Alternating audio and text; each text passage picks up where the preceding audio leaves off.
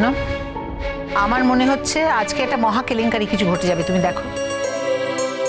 আমি একটা কথা বলি, ভগবান যা করেন ভালোর জন্য করেন। এই মেয়েটা যদি ছদ্মবেশে ওদের বাড়িতে গিয়ে ওদের সর্বনাশ করার চেষ্টা করে, তাহলে বুঝতে পারছে? কিছুতেই না কাম্মা, আমি হিসেবটা মেলাতে পারছি না। যদি তাই হবে তাহলে ওই ছেলেটা কেন বললো যে ও বিদেশ থেকে ফিরেছে? ওদের সেকেন্ড জেনারেশন নাকি ওখানে, না মানে এত আগ্রম বাগ্রম কথা বলার তো কোনো দরকার ছিল না বলো। তাছাড়া দেখো ওই ছেলেটার কি বা স্বার্থ থাকতে পারে মেয়েটার সঙ্গে। তবে কাম্মা, এটাও তো সত্যি বলো, ছেলেটা মাত্র কদিন হলো বিদেশ থেকে ফিরেছে। এমন তো নয় যে ওদের সঙ্গে আগে দেখা সাক্ষাৎ হয়েছে, তাই না? আমি ইউ নেভার নো কাজুরি, কার সাথে কার কি ইকুয়েশন আছে এটা বোঝা খুব কঠিন। দেখো আমরা যেটুকু চিনি, তাই তো ওর ছেলে এসে বিদেশ থেকে এসছে, কি কি পড়াশোনা করেছে সেটা সবটা তো আমরা জানি না, তাই না? তার স্বভাব কেমন, তার চরিত্র কেমন, বোঝা খুব মুশকিল। না না না, এই নিয়ে কোনো প্রশ্ন হবে না।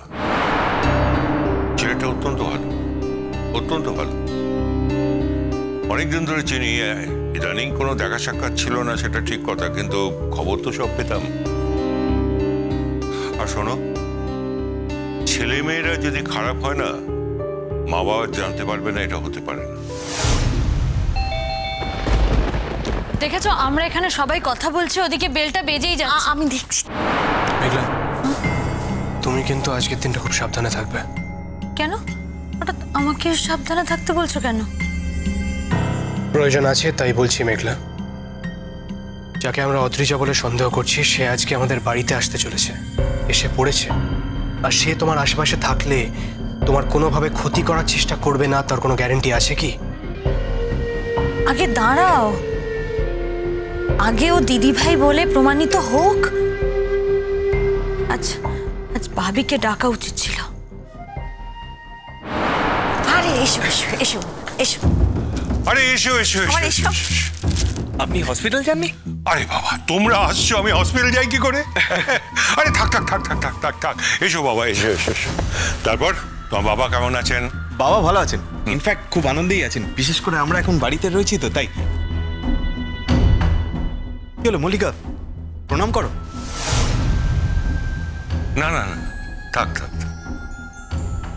ওমা, তোমার হাতে আবার কি হলো?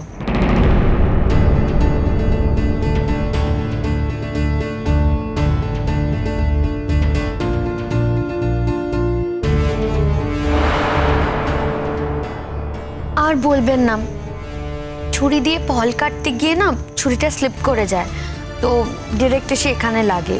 বেশ জোরেই লেগেছে। আমি তো এই কারণে দীপকে আজকে বারণ করেছিলাম, যদি আজকে না এসে অন্য কোনো দিন আসা যায় তো ভালো হতো। তা কখনো হয়? আমি ওকে বললাম যে ওনারা অ্যারেঞ্জমেন্ট করবেন, আশা করে বসে থাকবেন, ওনারা তো ব্যস্ত মানুষ, আমরা না হয় ছুটিতে এসছি, তাই ওকে বললাম যে চলো কিছুক্ষণের জন্য অন্তত দেখা করে আসি। থ্যাংক ইউ সো মাচ দীপদা, খুব ভালো করেছেন আজকে এসে।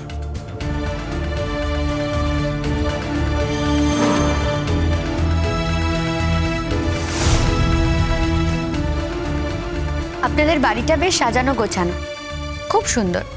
কে সাজায় বাড়ি?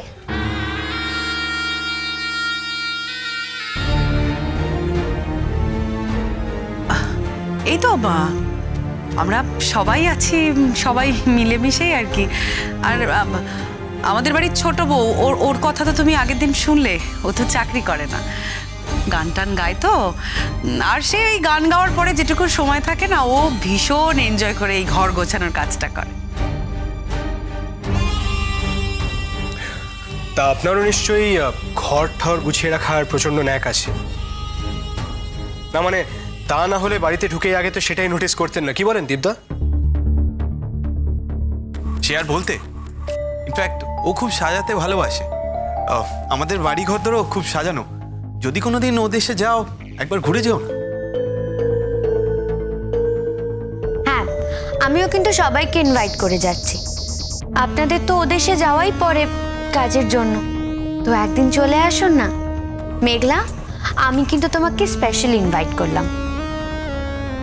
পরিচয় যখন হয়েছে নিশ্চয়ই জানাশোনাটা থেকে যাবে। আর তুমি একদম চিন্তা করো না মল্লিকাদি, আমরা নিশ্চয়ই যাব। সেদিনকে যে ভদ্রলোকের সাথে কথা হচ্ছিল, মানে আপনাদের এই একজন ভাইয়ের সাথে আমার অনেকক্ষণ কথা হচ্ছিল সেদিন।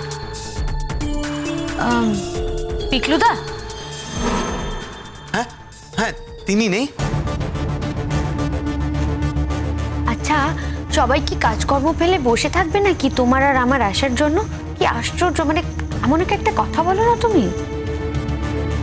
কে বললো নেই? এই তো আমরা সবাই তো কাজকর্ম ছেড়েই বসে আছি। ও তো আজকে হসপিটালে যায়নি। এবার কিন্তু আমার সত্যিই খুব লজ্জা করছে। আমাদের জন্য আপনারা সবাই নিজেদের ক্ষতি করে এইভাবে। ইমা, এই কথাটা বলছো কেন ভাই? আমরাই তো তোমাদের ডেকেছি, তাই না? আমরা ইনভাইট করেছি, তাতে তোমাদের দায় কোথায়? আচ্ছা, আপনারা তো আমাদেরকে একটা ছুটির দিন দেখে ইনভাইট করতে পারতেন, তাহলে তো এভাবে সবাইকে কাজকর্ম ফেলে রেখে আমাদের জন্য বসে থাকতে হতো না। দেখো, কাজ তো আমাদের নিজেদের হাতে, আমাদের নিজেদের নার্সিংহোম, আমাদের নিজেদের হাসপাতাল। সত্যি কথা বলতে গেলে কাজ আমাদের রোজই থাকে, তবে ইচ্ছে করলে আমরা একটু সময় বার করে নিতে পারি বই কি। যেমন আজকে আমরা অন্যরকম একটা ব্যবস্থা করেছি। তুমি অত হেসিটেট করো না।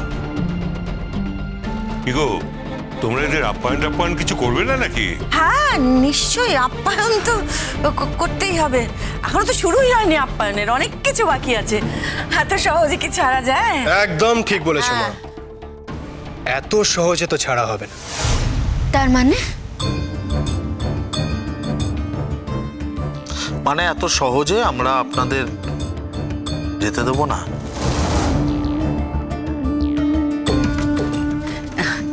কেন, আমাদের বাড়িতে ভালো লাগছে না বুঝি? না না, সেরকম কোনো ব্যাপার নয়। আসলে আমার তো ইন্ডিয়ায় আসতে খুব ভালো লাগে। এখানকার বাড়িগুলোর এত সুন্দর অ্যাটমসফিয়ার না, আমার এখানে তো মনে হয় বারবার চলে আসি। তো ম্যাডাম, আপনার কি সাবজেক্ট ছিল, মানে কি সাবজেক্ট নিয়ে আপনি পড়াশোনা করেছেন বিদেশে, সেটা তো জানাই হলো না। ম্যাথমেটিক্স। তা আপনি তো ওদেশে জব করেন বলে শুনেছি, কি জব করেন?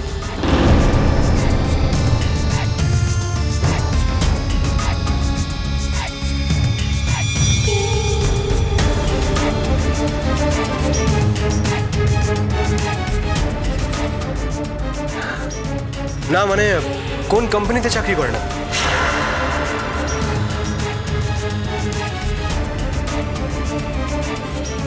না মানে আমি কি ভুল শুনেছিলাম তাহলে? মানে আমি শুনেছিলাম আপনি নাকি সার্ভিস করেন, মানে ওই বাড়ির জেঠু কি তাহলে? না না, দাদা তো আমাকে বলেছে ও তো ওখানে চাকরি করে।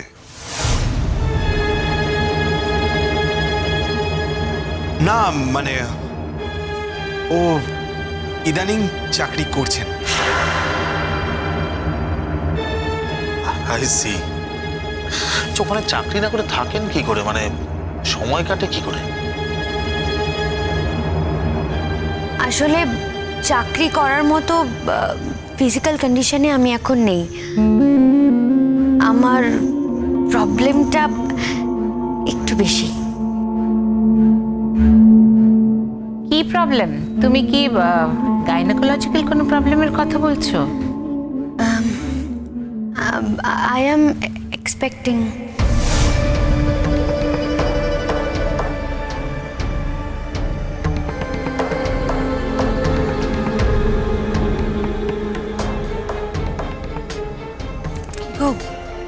ও তো বলছে ও মা হতে যাচ্ছে।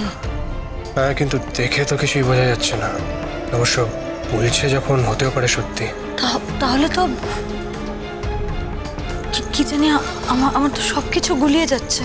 আমার নিজের এবার খুব কনফিউজিং লাগছে ব্যাপারটা। আগের দিন যে ভদ্রলোকের সঙ্গে আমাদের কথা হচ্ছিল না, উনি বলছিলেন যে আমার মতো দেখতে একজনের সঙ্গে আপনাদের পরিচয় আছে। আসলে আমার তাকে খুব দেখতে ইচ্ছে করছে। একই রকম দেখতে দুটো মানুষ পৃথিবীতে ঘুরে বেড়াচ্ছে, তো আমার ভীষণ ইন্টারেস্টিং লাগছে। তাকে যদি একবার দেখা যায়,